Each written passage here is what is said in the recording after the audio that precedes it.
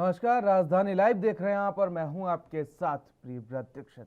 राजधानी लाइव में सबसे पहले बात करेंगे देश की राजधानी दिल्ली की, जहां पर एक तरफ राजधानी दिल्ली में पेट्रोल डीजल के दाम आसमान छू रहे हैं, तो वहीं दूसरी ओर सब्जी और फलों के बढ़ते दामों ने मिडिल क्लास लोगों के लिए और ज़्यादा मुश्किलें बढ़ा दी हैं। तो वहीं सब्जियों के दाम लगातार इतने बढ़ रहे हैं कि आम आदमी की थाली से सब्जियाँ धीरे धीरे से गायब हो रही हैं। आलू, प्याज, टमाटर के अलावा बैंगन, गोभी, सब्जियों के दाम भी इतने बढ़े हुए हैं कि गरीब आदमी की पहुंच से बाहर हो गए हैं। इतना ही नहीं, इन गर्मियों में जिस चीज की सबसे ज्यादा डिमांड है वह है नींबू। बाजार में अगर आप छोटा सा नींबू लेने भी चाहेंगे वो तो 10 रुपए या 20 रुपए का मिल रहा है। मौजूदा समय में मंडी में नींबू के दाम 300 के करीब पहुंच गए, वहीं कई जगह 300 रुपए किलो के भाव पर नींबू मिल रहा है। यानी कि इस गर्मी से बचने के लिए जहां हर कोई नींबू की शिकंजी पीना पसंद करता है, तो अब उसकी पहुंच से अब ये शिकंजी बाहर होती दिख रही है।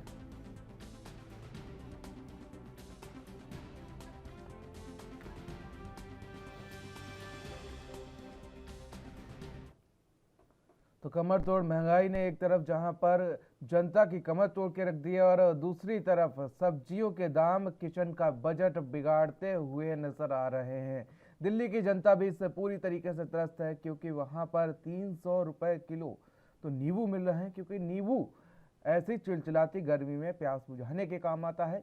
और साथ ही तमाम सब्जियां हैं जो है उनके भी दाम बढ़ गए हैं, जिससे रसोई का बजट बिगड़ गया है। फिलहाल तमाम अपडेट्स और जानकारी के साथ राजीव तिवारी हमारे संवाददाता दिल्ली से हमारे साथ लगातार लाइव बने हुए हैं। राजीव, जिस तरीके से अब जनता का बजट बिगड़ता हुआ दिख रहा है, ऐसे में जनता का क्या कुछ रिएक्शन सामने आ रहा है?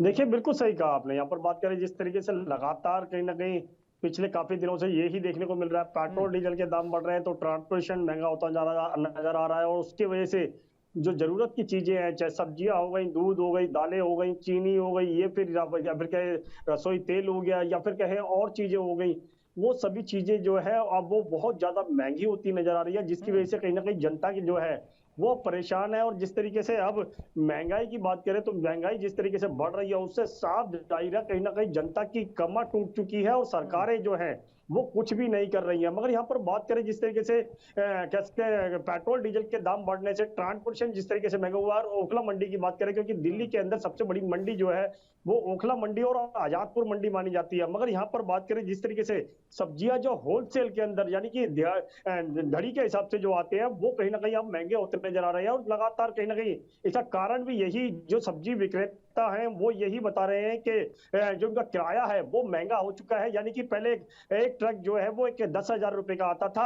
आज वो लगभग 12 से 15,000 रुपए के बीच में आ रहा है, जिसकी वजह से कहीं ना कहीं जो ग्राहक है उसके ऊपर सीधा सीधा असर पड़ता हुआ नजर आ रहा है। और जो ग्राहक की बात करें तो लगातार जो छोटे जैसे जो अपने घरों के लिए सब्जी ले जाते हैं या फिर कहें अपने घरों के लिए सब्जी सामान इस्तेमाल करते हैं, उनके ऊपर सबसे ज्यादा भार पड़ता हुआ नजर आ रहा है। मगर सरकारों की बात करें तो सरकार की तरफ से कोई भी ऐसा कदम नहीं उठता नजर आ रहा है जिससे आम जनता को राहत मिल सके। मगर यहाँ पर बात करें जिस तरीके से होलसेल मार्केट की, तो उसके अंदर अगर टमाटर की बात करें तो लगभग 50 से लेकर 60 रुपए के करीब बिक रहा है। तो हो सोचिए वो रिटेल में कितने बिकेगा और जो खरीदार है वो कितने का खरीदेगा। मगर सबसे ज्यादा मार जो है उस खरीदार के ऊपर पड़ती नजर आ रही है जो अपने घरों के लिए या फिर अपने लिए थोड़ा बहुत गुजारा करने के लिए कहीं ना कहीं राशन खरीदता है। वो राशन जो है वो महंगा हो चुका है। सब्जियों की बात करें, सब्जियां बहुत ज्यादा उनकी पहुंच से बाहर निकलती जा रही है जी।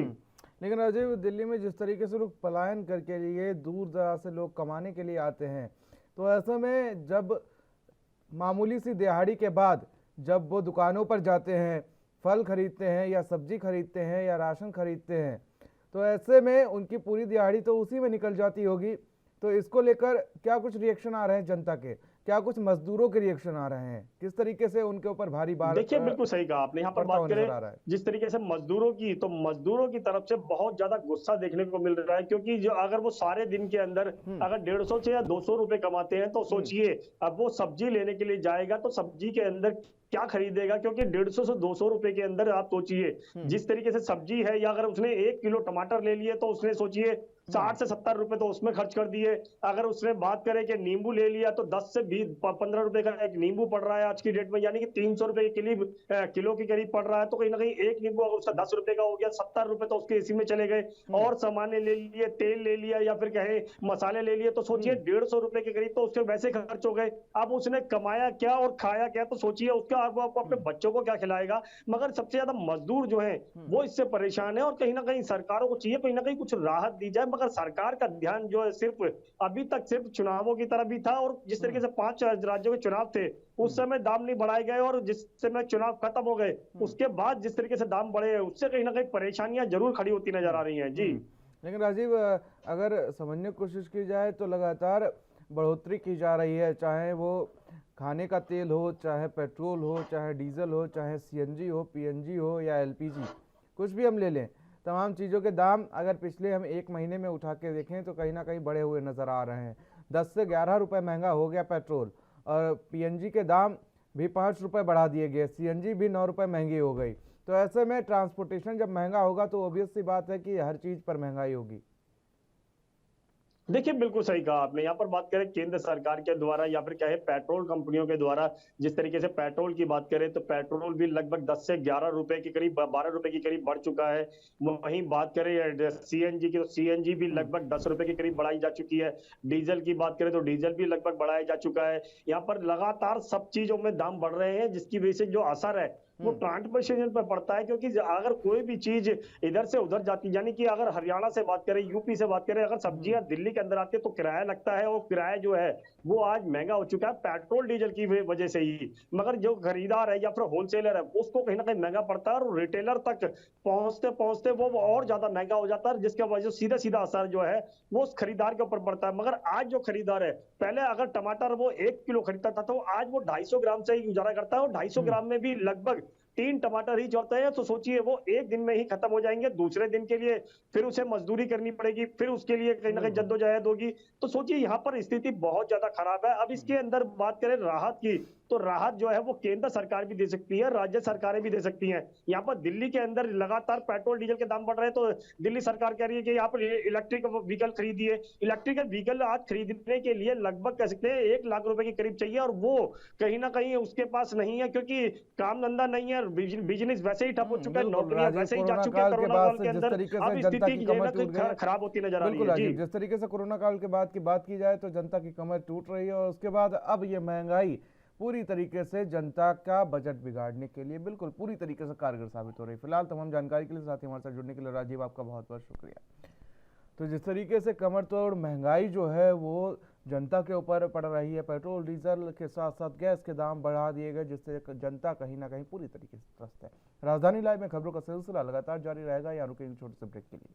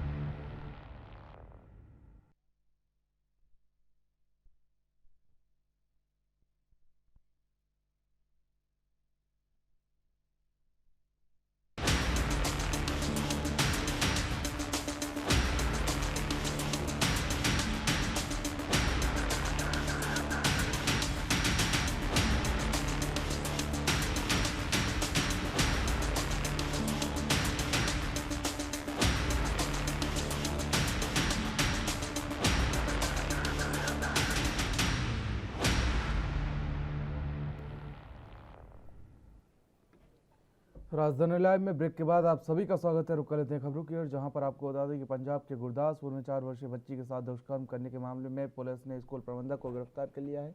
लेकिन पुलिस मुख्य आरोपियों पर शिकंजा कसने में अभी भी नाकाम साबित हो रही है, जिसके बाद निजी स्कूल कॉलेज एसोसिएशन ने बड़ा ऐलान किया है।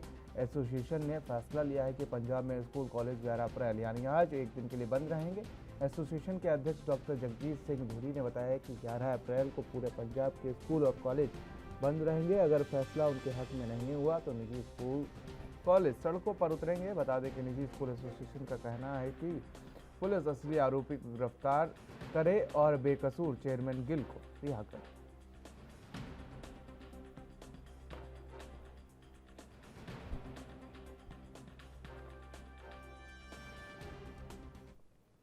तो पंजाब में आज सभी स्कूल कॉलेज बंद रहेंगे और आपको बता दें कि जिस तरीके से निजी स्कूल एसोसिएशन ने दावा किया है कि जो प्रबंधक हैं गिल वो बेकसूर हैं और उसी को लेकर आज ये प्रदर्शन किया जाएगा। आज यानी 11 अप्रैल को तमाम स्कूल और कॉलेज, निजी स्कूल और कॉलेज बंद रहेंगे। इसी को लेकर तमाम अपडेट्स और जानकारी के साथ हमारे साथ अमित कुमार, हमारे संवाददाता हमारे साथ लाइव जुड़ चुके हैं। अमित, क्या कुछ अपडेट है इसको लेकर जिस तरीके से आज ये प्रदर्शन किया जा रहा है? देखें तो पंजाब के आज सभी प्राइवेट स्कूल और कॉलेज बंद रहेंगे। अगर हम कहें कि प्राइवेट स्कूल कॉलेज एसोसिएशन तरफ से एक कदम उठाया गया है और उनकी तरफ से एक चीज सीधे तौर पे कही गई है कि पुलिस की तरफ से गुरदासपुर में जो इंसिडेंट हुआ उसको लेकर जो दोषी है उनके ऊपर कार्रवाई नहीं की जा रही है, दोषियों को पकड़ा नहीं जा रहा, क्योंकि दोषी हाथ में नहीं आ रहे हैं। तो स्कूल के जो चेयरमैन है उनको अरेस्ट कर लिया गया और उनके ऊपर कार्रवाई की जा रही है। सीधे तौर पे एसोसिएशन का कहना है कि दोषियों पे कार्रवाई बनती है और होनी चाहिए। इस चीज को बिल्कुल सही मानते हैं कि अगर दोषी है तो उनके ऊपर कार्रवाई बने, पर सिर्फ इसी के शक के बिना पर जो प्राइवेट स्कूल के, अगर हम कहेंगे गुरदासपुर जो स्कूल है उनके चेयरमैन को अरेस्ट कर लिया गया है, वो भी सिर्फ एक प्रिविलेज ग्राउंड सीधे तौर पे कहा जा रहा है कि उनका कहना है कि बात कही गई है कि स्कूल के अंदर ही इंसिडेंट हुआ है, इसलिए चेयरमैन को अरेस्ट किया गया। तो इसको लेकर अगर हम कहें कि आज पूरे पंजाब के सभी प्राइवेट स्कूल्स और कॉलेजेस आज एक दिन के लिए हड़ताल पे हैं। अगर हम कहेंगे आज पूरे पंजाब में सभी प्राइवेट स्कूल और कॉलेज बंद रहेंगे और सीधे तौर पर उनका कहना है कि हमने चाहिए कि जो दोषी है उसके ऊपर कार्रवाई की जाए, ना कि बेकसूरों पे। इसको लेकर उनका आज का प्रदर्शन किया जा रहा है। उनकी तरफ से एक सीधी डिमांड है कि पुलिस जो बनती कार्रवाई करे उससे वो बिल्कुल सहमत है, उनका ऑपरेशन करने के भी सहमत है, पर जो दोषी है उनके ऊपर कार्रवाई की जाए, ना कि स्कूल प्रबंधन के ऊपर, क्योंकि ऐसा कई बार इंसिडेंट सामने आया है।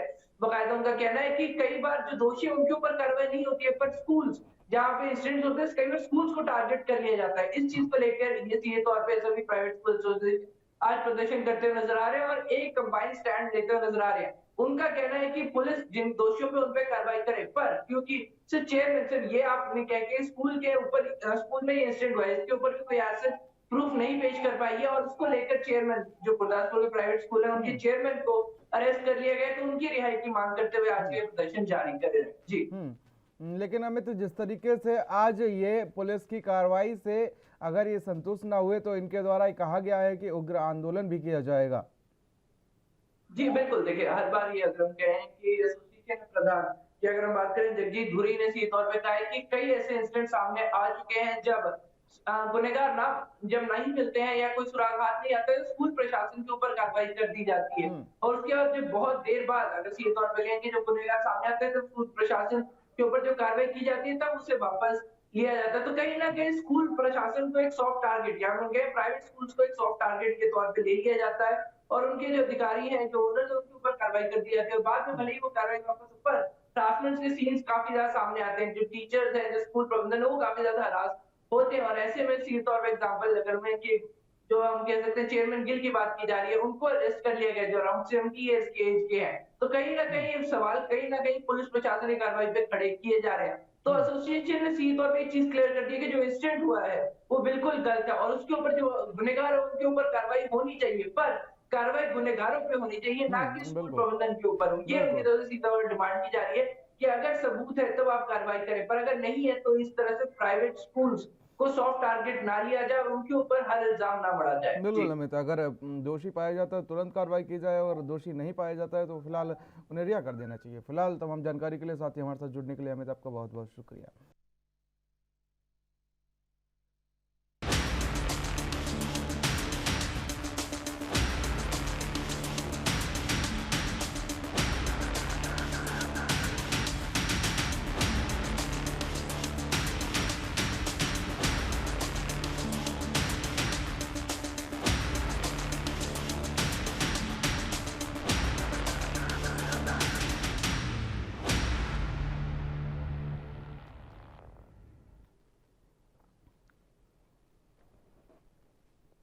तो ब्रेक के बाद आप सभी का राजधानी लाइव में स्वागत है। तो सीएम योगी आदित्यनाथ अपने गृह क्षेत्र गढ़ में गोरखपुर में हैं और इसी दौरान उन्होंने कल जन आरोग्य मेले का शुभारंभ किया था। कन्या पूजन के बाद उन्होंने जन आरोग्य मेले का शुभारंभ किया था और उसी को लेकर उन्होंने कहा था कि उत्तम स्वास्थ्य देना सरकार का कर्तव्य है और साथ ही गोरखपुर एम्स को लेकर भी जानकारी दी थी।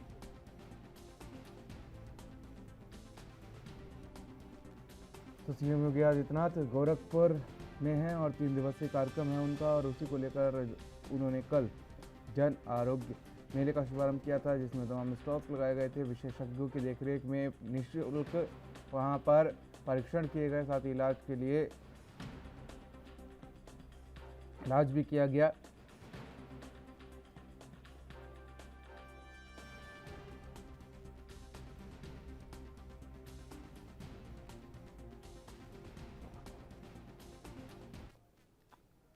तो सीधे रुक करते हैं, हमारे संवाददाता जितेंद्र चौहान हमारे साथ जुड़ चुके हैं। जितेंद्र, क्या कुछ अपडेट है इसको लेकर? जिस तरीके से सीएम योगी आदित्यनाथ अपने गढ़ में है, गोरखपुर में है, अब वहां पर पहुंचकर कल की बात की जाए तो उन्होंने जन आरोग्य मेले का शुभारंभ किया था। देखिए प्रियव्रत, कल रामनवमी थी और रामनवमी के मौके पर जहाँ कन्या पूजन किया था उत्तर प्रदेश के मुख्यमंत्री योगी आदित्यनाथ, और उससे पहले जन आरोग्य मेले की शुरुआत की थी। कोरोना संक्रमण के चलते जन आरोग्य मेला बंद कर दिया गया था। उत्तर प्रदेश की योगी सरकार में जन आरोग्य कल उत्तर प्रदेश के मुख्यमंत्री योगी मेले की शुभारंभ करते हुए एक बड़ा ऐलान किया था। उन्होंने कहा कि उत्तर प्रदेश की 403 विधानसभाओं में 100 बेड के कई अस्पताल बनाए जाएंगे। 20 से पीएससी के होंगे, 30 सीएचसी होंगे, जहां पर मुफ्त जांच की जाएगी और साथ ही साथ दवाइयां फ्री जाएंगी और साथ ही साथ 30 बेड जो अस्पताल होंगे वो पूरी तरह से सुव्यवस्थित होंगे। उत्तर प्रदेश के हर जिले में कहीं ना कहीं सीएचसी पीएचसी बनाने के लिए जिला अस्पताल बनाने के निर्देश दिए गए हैं और खास तौर पर जिस तरह से कोरोना संक्रमण में स्थिति देखने को मिली प्रियव्रत, तो उत्तर प्रदेश सरकार उसी को देखते हुए तैयारियां पूरी कर रही है। और क्योंकि इस तरह की आपात स्थिति अगर उत्तर प्रदेश में आती है तो कैसे जनता को लाभ दिया जाए, जनता को कैसे सुविधा पहुंचाई जाए, उत्तर प्रदेश के मुख्यमंत्री योगी आदित्यनाथ इस बारे में सोच रहे हैं। और कहीं ना कहीं इसी क्रम में उन्होंने कहा कि उत्तर प्रदेश की 403 विधानसभाओं में 100 बेड के करीब अस्पताल बना दिए जाएंगे और साफ तौर पे हर महीने कहीं ना कहीं जन आरोग्य मेला लगाया जाएगा, जिसमें जांच फ्री होगी, दवाइयां फ्री दी जाएंगी और डॉक्टर की जो परामर्श है वो भी पूरी तरह से फ्री किया जाएगा। लेकिन जिस तरीके से गोरखपुर एम्स को लेकर उन्होंने बयान दिया कि गोरखपुर एम्स लगातार चल रहा है, गोरखपुर एम्स में लगातार डॉक्टर्स की टीम मौजूद है, वहां पर बेहतर स्वास्थ्य प्रोवाइड किया जा रहा है लोगों को। हमारे आपसे नहीं छुपा है क्योंकि इंसेफ्लाइटिस से लगातार कई बच्चों की मौत हुई थी और उत्तर प्रदेश सरकार आने के बाद इंसेफ्लाइटिस से निपटने के लिए उत्तर प्रदेश सरकार ने बड़ा काम किया था। और गोरखपुर, जहां पर कहा जाता था कि सबसे ज्यादा इंसेफ्लाइटिस से मौत हुई, दिमागी बुखार से, बरसात का मौसम आता तो सबसे ज्यादा बच्चों की मृत्यु होती थी, तो जाहिर सी बात है उत्तर प्रदेश के मुख्यमंत्री योगी आदित्यनाथ इस बात पे कहा कि इंसेफ्लाइटिस को हम जल्द से जल्द पूरी तरह से खत्म कर देंगे और सुविधाएं जन आरोग्य मेले के देने बाद किसी भी बच्चे को कोई भी परेशानी नहीं आएगी।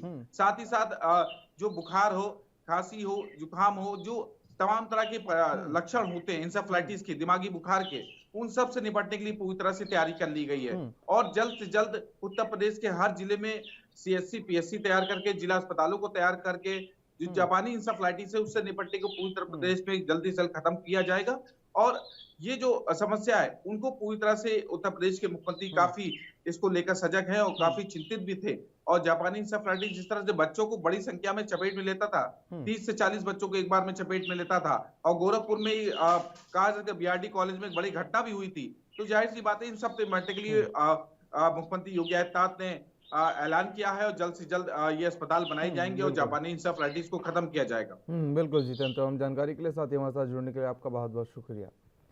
तो सीधे आपके लिए चलते हैं देश की आर्थिक राजधानी मुंबई की ओर, जहां पर मुंबई के दादर इलाके में जहां स्थित सेना भवन के बाहर मनसे ने हनुमान चालीसा बजाया। इसकी जानकारी मिलते ही मौके पर पहुंची पुलिस ने हनुमान चालीसा को बंद करवाया और गाड़ी और लाउड स्पीकर को अपने कब्जे में ले लिया। तो वहीं शिवाजी पार्क पुलिस ने इस मामले में 2 लोगों को गिरफ्तार किया है और आपको बता दें कि 2 लोगों को हिरासत में लेकर पूछताछ कर रही है। पुलिस से मिली जानकारी के अनुसार आपको बता दें कि पुलिस ने टैक्सी के चालक और मनसे के नेता यशवंत किल्लेदार को हिरासत में लेकर अभी फिलहाल पूछताछ कर रही है।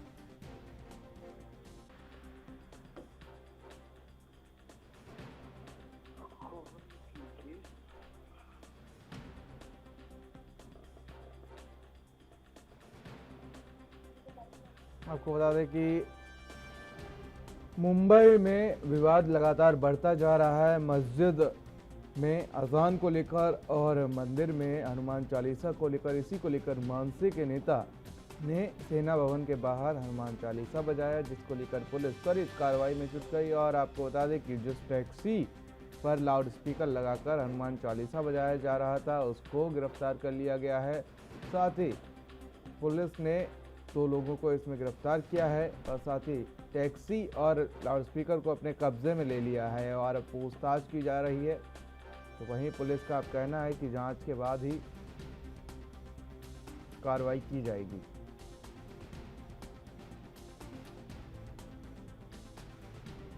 पुलिस ने 2 लोगों को गिरफ्तार किया है, एक इस टैक्सी का चालक है और दूसरा जो है वो मुख्य आरोपी बताया जा रहा है, जिसके नेतृत्व में ये पूरा आयोजन किया गया था।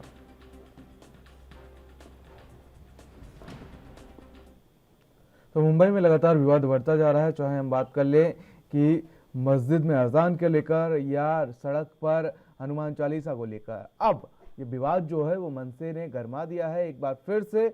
और इसी को लेकर तमाम अपडेट्स और जानकारी के साथ हमारे संवाददाता सत्यप्रकाश सोनी हमारे साथ मुंबई से लाइव जुड़े हुए हैं। सत्यप्रकाश का कुछ अपडेट है इसको लेकर, जिस तरीके से विवाद थमता ही नहीं चाह रहा है और अब एक नया कारनामा सामने आया है। मनसे ने सेना भवन के बाहर हनुमान चालीसा बजाया है।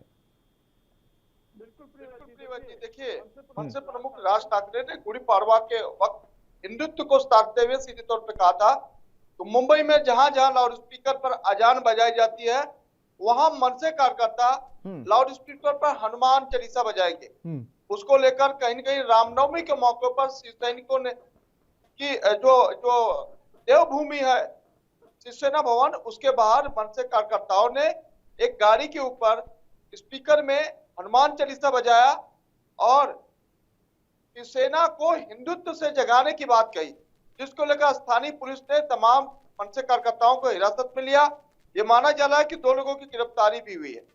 लेकिन इस पूरे मामले में जिस तरह से धर्म के नाम पे राजनीति महाराष्ट्र में देखने को मिल रही है, ऐसे में माना जा रहा है कि आने वाले समय में राजनीति के लिए बहुत घातक हो सकता है, क्योंकि लगातार अब धर्म के नाम पे राजनीति की जा रही है। इस तरह से मुंबई के अलग अलग इलाकों में रामनवमी के मौके पर देखा गया कि किस तरह से अलग अलग मंदिरों में जो है हनुमान चालीसा का पाठ किया गया। रामनवमी के दौरान जो है कहीं न कहीं ये बताया गया कि शिवसेना हिंदुत्व को भूल गई है, इसलिए शिवसेना को जगाना बेहद जरूरी होगा। इसके लिए लोग जगह जगह हनुमान चालीसा का पाठ करें। खासकर बीजेपी और मनसे के कार्यकर्ताओं ने इस तरह का जो है काम किया है। लेकिन पुलिस इस पूरे मामले में क्या कुछ कह रही है सत्यप्रकाश?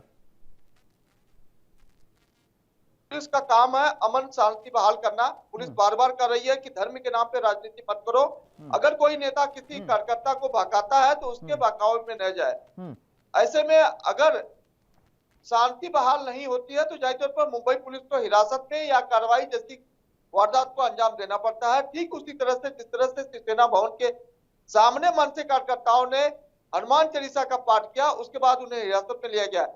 जबकि बाकी लोगों का जैसे विश्व हिंदू परिषद हो या बजरंग दल का मानना है कि हनुमान चालीसा जैसे पाठ करना कोई गुनाह नहीं है, क्योंकि हम भारत जैसे देश में रहते हैं, ये कोई तालिबान नहीं है। ऐसे में हनुमान चालीसा पाठ करना कोई गुनाह नहीं है।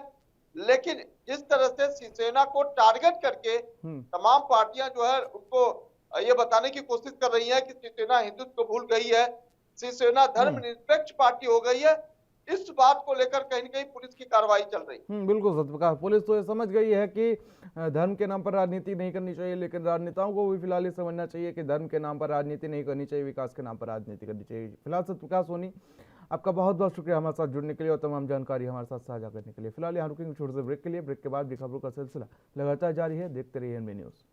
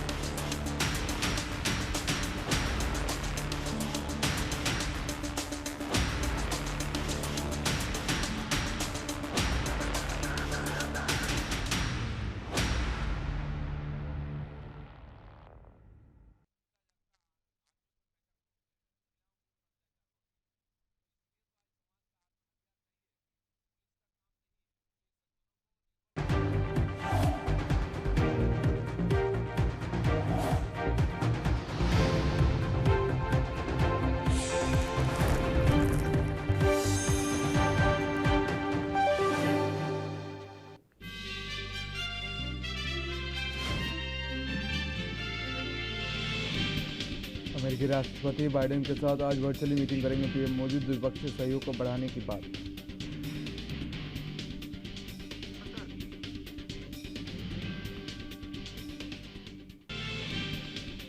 राजनाथ सिंह और जयशंकर भी पहुंचे अमेरिका, पीएम मोदी बाइडेन की 2+2 मंत्रिस्तरीय वार्ता में लेंगे हिस्सा।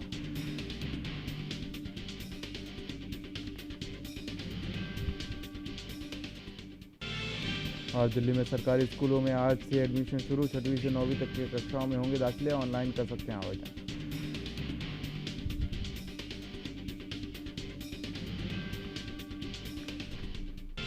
और चिलचिलाती गर्मी से कई राज्यों को मिलेगी राहत, भीषण गर्मी के बीच आईएमडी ने की भारी बारिश की भविष्यवाणी।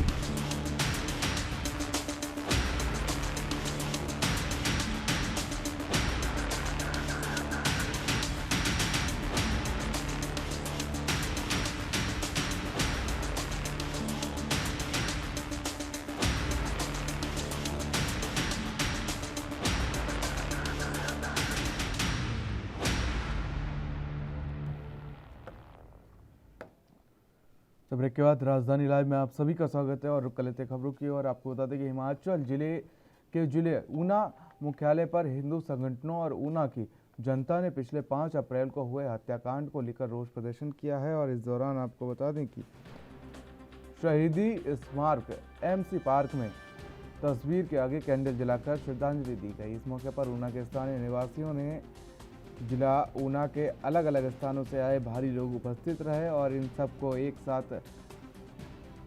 सबका एक साथ कहना था कि जल्द से जल्द इस हत्याकांड की सुनवाई फास्ट ट्रैक कोर्ट के माध्यम से करवाकर आरोपी आसिफ मोहम्मद को कड़ी से कड़ी सजा दी जाए।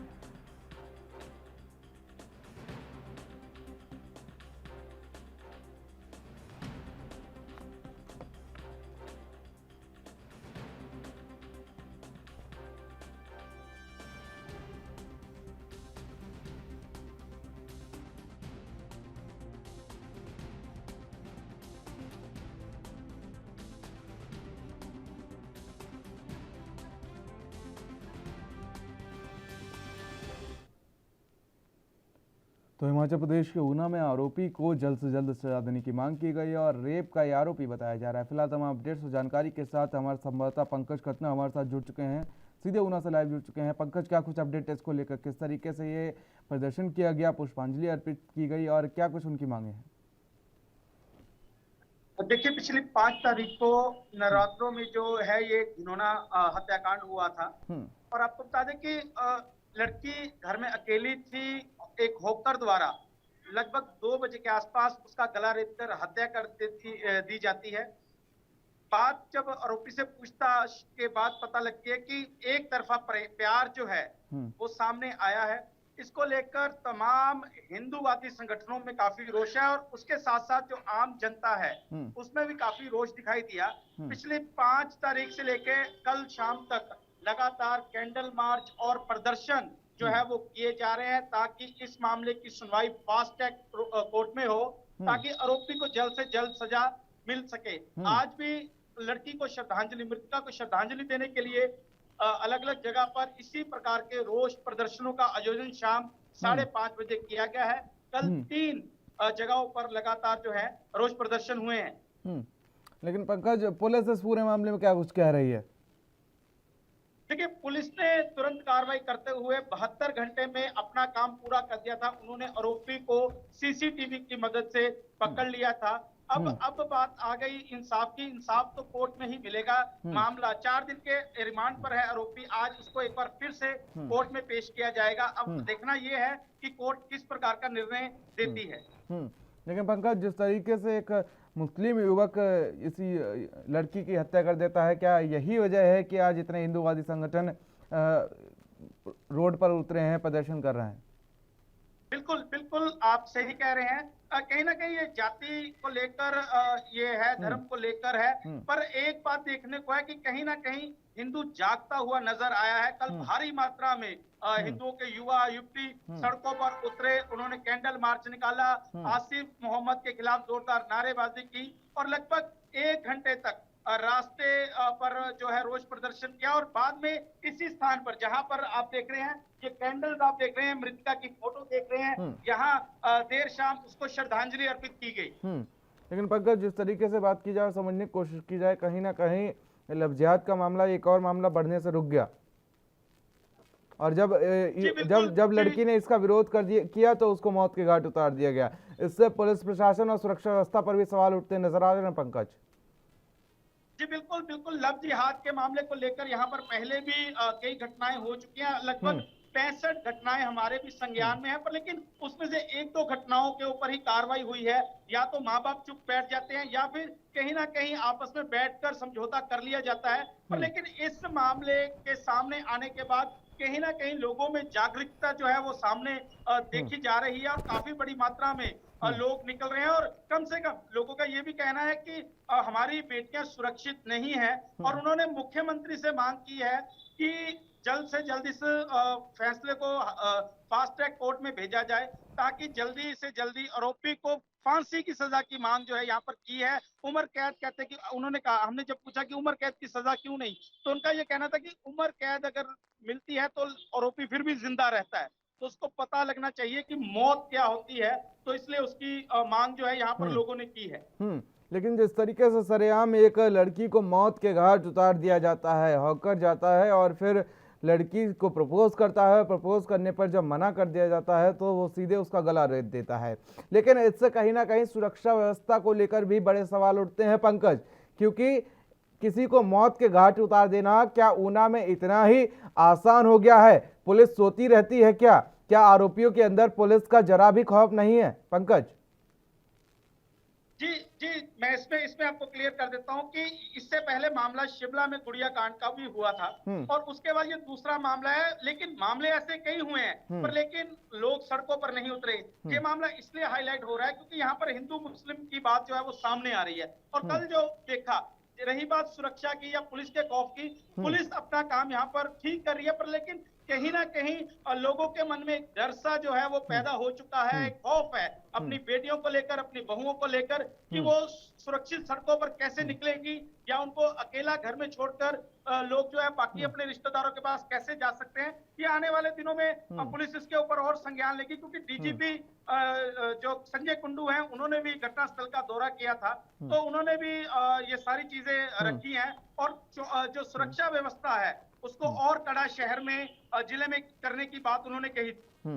पंकज, लेकिन जिस तरीके से अगर ये मुद्दा ऐसे ही गर्माता रहा और इसमें पुलिस ने कोई बड़ी कार्रवाई नहीं की तो ये हिमाचल प्रदेश में होने वाले विधानसभा चुनाव में अहम मुद्दा हो सकता है।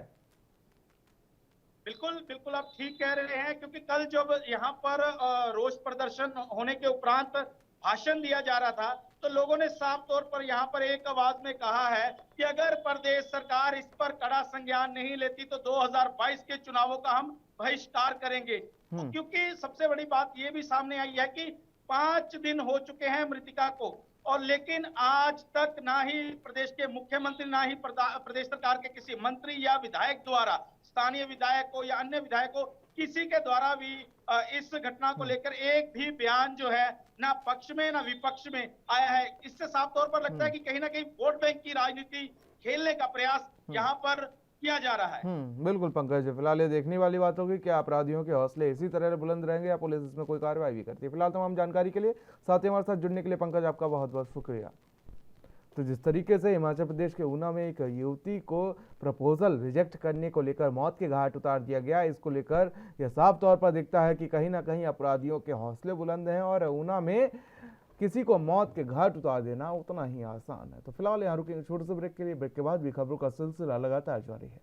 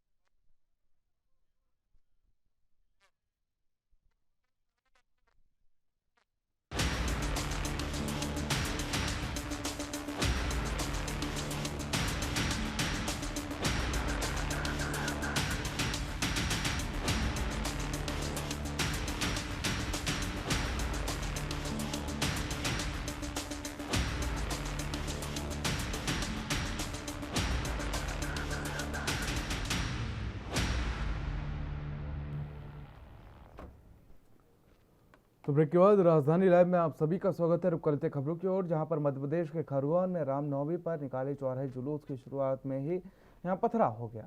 घटना में 3 से 4 लोगों को घायल होने की भी प्राथमिक सूचना मिली है। इनमें पुलिसकर्मी भी शामिल है। घटना के बाद प्रभावित इलाकों में एडीएम सुमेर सिंह मुजालदे ने कर्फ्यू लगा दिया है। तो वहीं आपको बता दें कि पूरे शहर में धारा 144 लगा दी गई है। पुलिस की गाड़ियां लगातार पेट्रोलिंग कर रही हैं। लोगों के घरों में रहने के निर्देश दे दिए गए हैं। घटना के बाद शहर में भगदड़ की स्थिति बन गई। मौके पर भारी संख्या में पुलिस बल तैनात किया गया। घटना के बाद मौके पर डीआईजी तिलक सिंह, एसपी सिद्धार्थ चौधरी भारी पुलिस बल के साथ पहुंचे और मोर्चा संभाला। तो वहीं आपको बता दें कि लगातार धारा 144 लगा दी गई है। रामनवमी के जुलूस के दौरान पथराव हुआ और उसके बाद खरगोन में धारा 144 लगा दी गई है।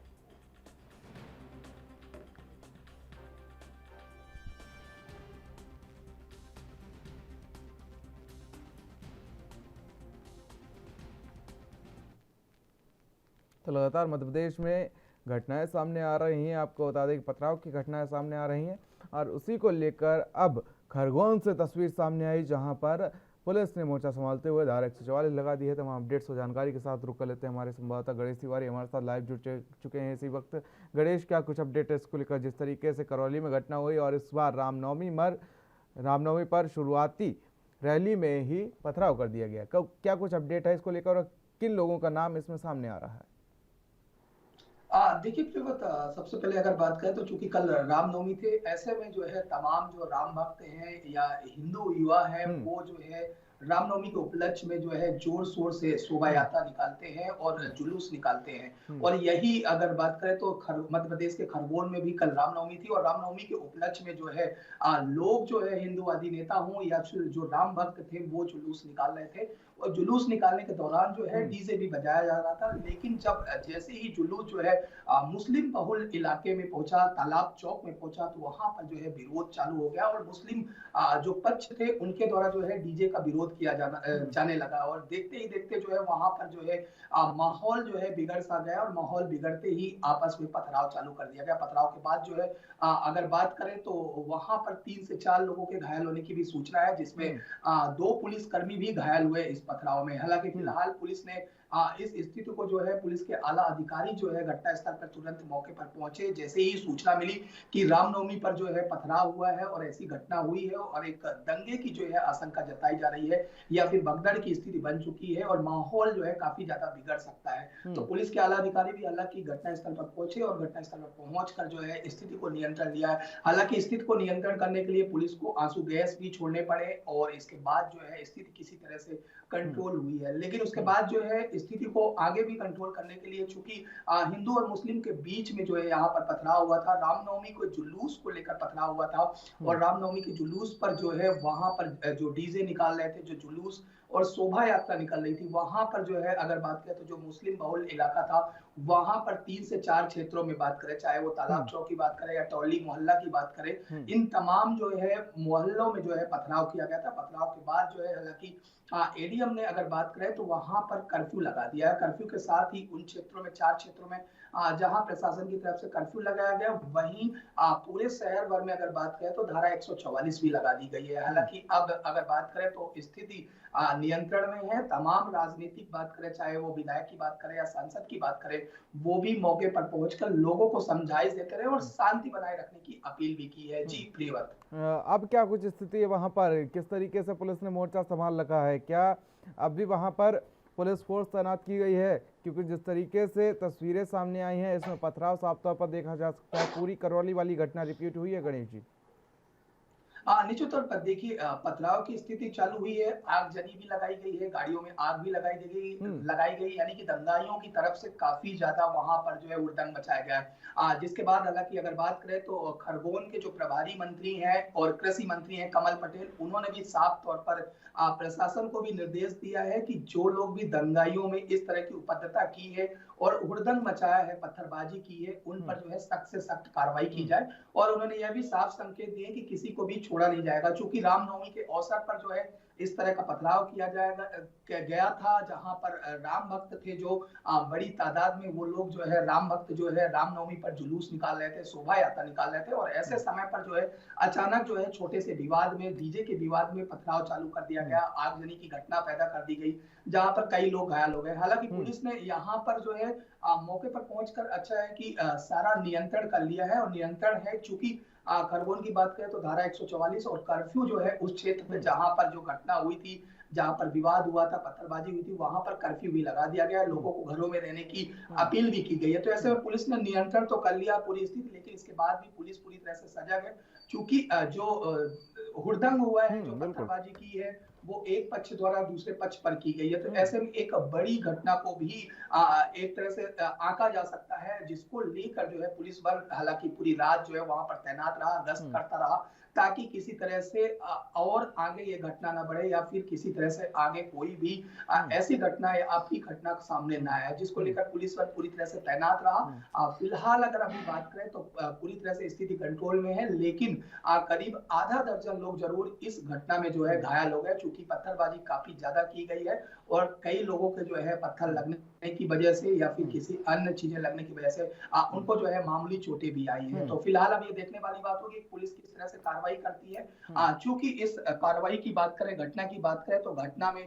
पुलिस ने जो है अब वीडियोग्राफी के आधार पर या सीसीटीवी के आधार पर इन हुड़दंगियों को जो है अब इनके जो है चेहरे देखेगी और इनकी जो है तलाश करेगी, छानबीन करेगी, और इसके बाद इन पर जरूर सख्त से सख्त कार्रवाई करेगी। चूंकि चाहे प्रभारी मंत्री की बात करें या फिर मुख्यमंत्री शिवराज सिंह चौहान की बात करें, सभी की तरफ से जो है इस तरह के जो हुड़दंग मचाते हैं, ऐसे दंगे करते हैं, उन पर जो है सख्त कार्रवाई करने के पहले से ही आदेश है। तो अब देखने वाली बात होगी कि पुलिस किस तरह से छानबीन कर अब इन पर कार्रवाई करती है। जी गणेश, ऐसे में तमाम सवाल इसलिए और भी खड़े हो जाते हैं क्योंकि हम गंगा जमुनी तहजीब वाले देश में रहते हैं, लेकिन दूसरी तरफ तस्वीरें ऐसे आती हैं कि जब रामनवमी पर एक पक्ष जो है वो अपने धर्म को लेकर, अपने त्यौहार को लेकर रैली निकाल रहा था और दूसरी तरफ दूसरे समुदाय ने उस पर हमला कर दिया, वो भी पत्थरबाजी की। तो ऐसे में तमाम सवाल जरूर खड़े होते हैं गणेश।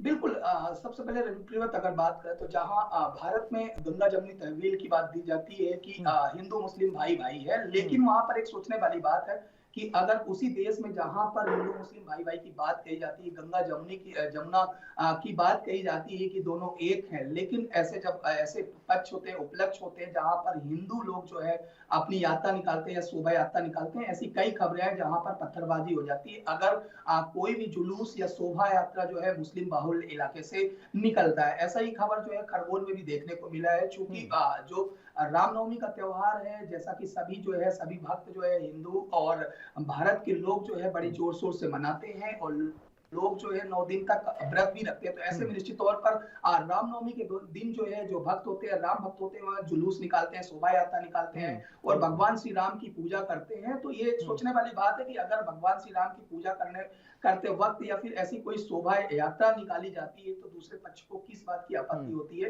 हालांकि पूरी लड़ाई की जड़ अगर बात करें तो एक डीजे को लेकर मामूली चीजें थी, सिर्फ डीजे को लेकर, डीजे में गाना बजाए जाने को लेकर जो है विवाद प्रारंभ हुआ और विवाद प्रारंभ होते होते एक पक्ष द्वारा जो है पत्थरबाजी करने शुरू हो गई और पत्थरबाजी के बाद जो है पूरी तरह से जुलूस में जो लोग थे वो तितर बितर गए और वहां पर भगदड़ सा माहौल बन गया। जी प्रियवत। बिल्कुल गणेश, तो हम जानकारी के लिए और साथ ही हमारे साथ जुड़ने के लिए आपका बहुत बहुत शुक्रिया। तो तस्वीरें तब भयावह हो जाती है जब ये कहा जाता है कि हम गंगा जमुनी तहजीब वाले देश में रहते हैं। अब बात की जाए तो दिवाली में अली आती है और रमज़ान में राम आता है और फिर उसके बाद ऐसी तस्वीरें सामने आती हैं जो सोचने पर मजबूर कर देती हैं क्या हम ऐसे ही देश में रह रहे हैं जहां पर हिंदू मुस्लिम भाई भाई का नारा दिया जाता है। फिलहाल राजधानी लाइव में खबरों का सिलसिला लगातार जारी रहेगा, लेकिन यहाँ रुकेंगे छोटे से ब्रेक के लिए।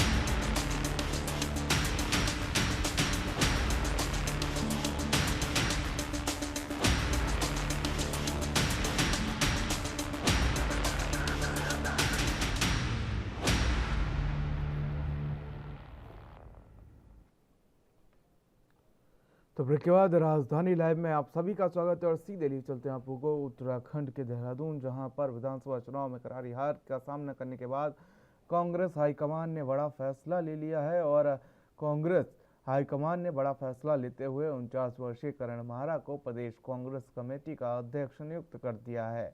तो वहीं उत्तराखंड की सियासत में खासी पकड़ रखते हैं करण माहरा और इसके अलावा विधायक दल के नेता के रूप में यशपाल आर्य, तो वहीं विधायक दल के उपनेता के रूप में भुवन चंद कापड़ी की नियुक्ति की गई है। बता दें कि उत्तराखंड विधानसभा चुनाव में करारी हार के बाद कांग्रेस के अध्यक्ष गणेश गोंदियाल से इस्तीफा ले लिया गया था और फिलहाल कांग्रेस ने राज्य के लिए अपना नया अध्यक्ष चुन लिया है। वैसे करण माहरा को इस बार विधानसभा चुनाव में हार का सामना करना पड़ा था। उन्होंने रानीखेत विधानसभा सीट से चुनाव लड़ा था, लेकिन बीजेपी के प्रमोद नैनवाल से उनको हार का सामना करना पड़ा। इससे पहले उत्तराखंड विधानसभा चुनाव 2022 में माहरा ने बीजेपी के अजय भट्ट को हराकर अपना दम दिखाया था। वहीं खुद को राज्य का नया कांग्रेस अध्यक्ष बनाए जाने के बाद करण माहरा ने राष्ट्रीय नेतृत्व का आभार जताया।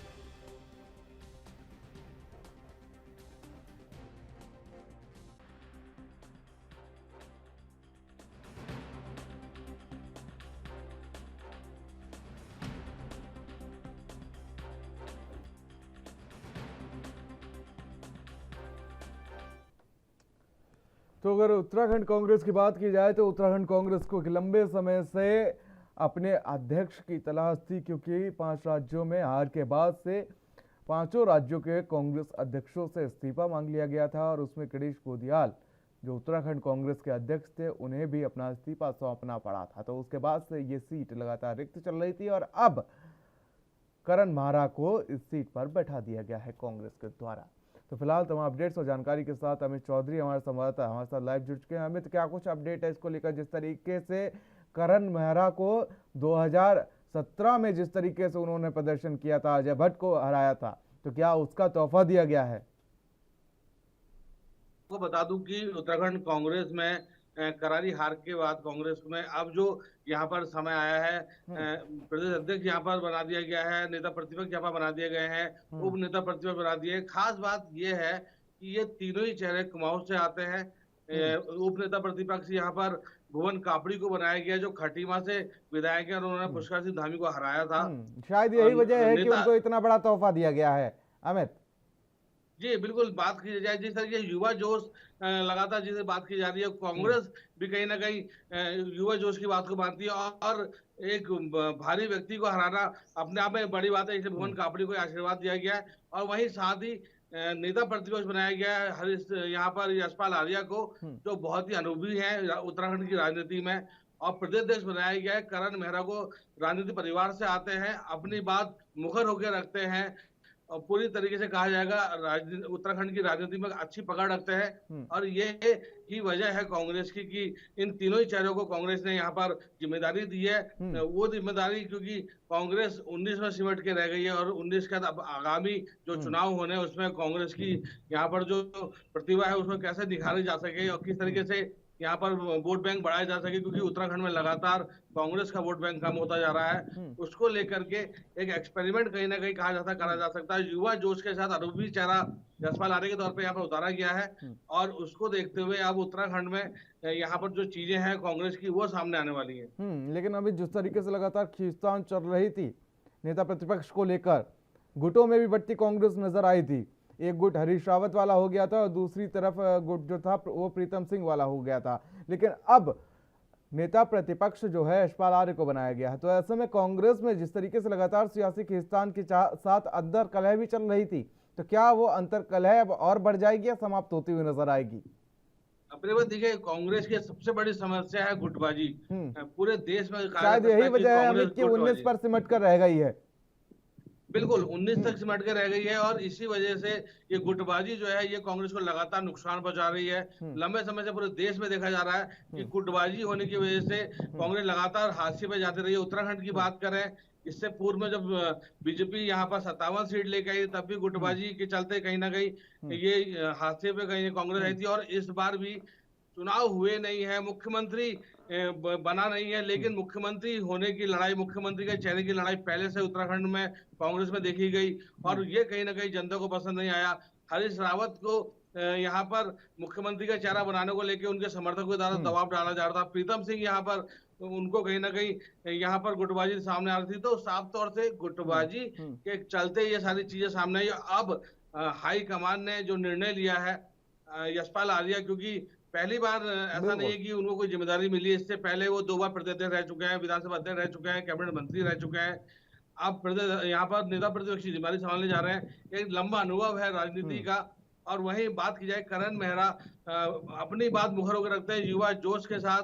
कहीं ना कहीं इससे पहले भी यहाँ विधानसभा सत्र में उन्होंने अपनी बातें, कई मुद्दे यहाँ पर रखे थे, तो उसको देखते हुए कहीं ना कहीं ये चीज सामने आई। और हरीश रावत अपने राजनीति में, उत्तराखंड राजनीति में अभी भी कहीं ना कहीं एक वजन रखते हैं, और उसको देखते हुए यहाँ पर यशपाल आर्या, करण मेहरा और मोहन कापड़ी को जिम्मेदारी दी गई है। और ये गुटबाजी जो है प्रीतम सिंह और हरीश रावत के बीच, ये कहीं ना कहीं खत्म करने की कोशिश की गई है। और उत्तराखंड में कांग्रेस को आगे बढ़ाने की कवायद जो लगातार बातें की जा रही है, उस पर कहीं ना कहीं ये चेहरे किस तरीके से आगे बढ़ते हैं, ये देखने वाली बात होगी। फिलहाल बिल्कुल मैं तो जिस तरीके से उत्तराखंड की राजनीति में कांग्रेस अंतर्कलह का शिकार होती नजर आ रही है, तो शायद अब जिस तरीके से ये तीनों नियुक्तियां हो गई हैं, शायद अंतर्कलह खत्म हो जाए, कांग्रेस 2027 की तैयारी करती रहे। फिलहाल अमित, आपका हमारे साथ जुड़ने के लिए और साथ ही तमाम जानकारी साझा करने के लिए बहुत बहुत शुक्रिया।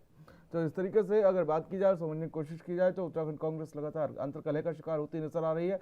और अब नेता प्रतिपक्ष, उपनेता प्रतिपक्ष के साथ साथ प्रदेश अध्यक्ष की नियुक्ति कर दी गई है, क्योंकि जिस तरीके से 5 राज्यों में विधानसभा चुनाव में हार के बाद से लगातार कांग्रेस अध्यक्ष सोनिया गांधी ने 5 राज्यों के अध्यक्षों से इस्तीफा मांग लिया था, और उसके बाद से इसमें गणेश गोदियाल को भी अपना इस्तीफा सौंपना पड़ा था। तो उसके बाद से लगातार सीट रिक्त चल रही थी और तमाम कयास लगाए जा रहे थे कि कांग्रेस का प्रदेश अध्यक्ष आखिर किसको बनाया जाए, और उसी को लेकर उत्तराखंड में लगातार कांग्रेस बढ़ती हुई नजर आ रही थी। चाहे हम बात कर लें कि नेता प्रतिपक्ष, जो पूर्व नेता प्रतिपक्ष रहे हैं प्रीतम सिंह, उनको लेकर और हरीश रावत के गुट को लेकर लगातार अंतर्कलह देखने को मिल रही थी। तो फिलहाल राजधानी लाइव में मेरे साथ इतना ही। देश और दुनिया के अहम खबरों के लिए बने रहिए एनबी न्यूज के साथ। नमस्कार।